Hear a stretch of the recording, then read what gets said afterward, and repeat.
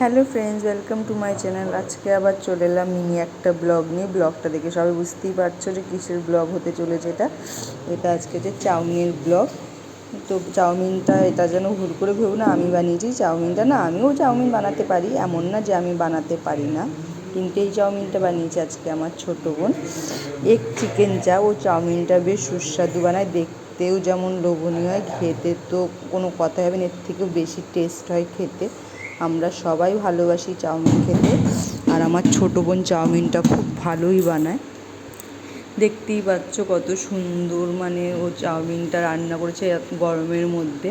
ও রান্না করে চলে গেছে, বলেছে যে দিদি তুই সবাইকে ডিস্ট্রিবিউট করে দে। তো আমি তাই সবার জন্য বেড়ে ফেললাম। দেখো যে হাতের সামনে যেইটা পেয়েছি সেটার মধ্যেই দিয়েছি।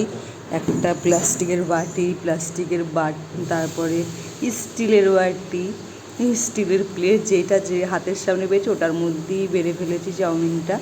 তো চাউমিন খেতে আর তর্স হয়েছে না আমাদের সবার। চাউমিনটা এত টেস্ট হয়েছে, আর গরম গরম খেতে আরও বেশি ভালো লাগে। হ্যাঁ, চাউমিনের রেসিপিটা যদি তোমরা আমার কাছ থেকে জানতে চাও অবশ্যই কমেন্টে জানিও, আমি চাউমিনের রেসিপিটা তোমাদের সাথে অবশ্যই শেয়ার করব। তো দেখো চাউমিন বার করে কাঁটা চামচ দিয়ে দিচ্ছে একটা একটা করে, আর আমার ছেলে সবার ফার্স্টে চলে এলো চাউমিন নিতে। দেখো সবার ফার্স্টে খাওয়া শুরু করে দিয়েছে।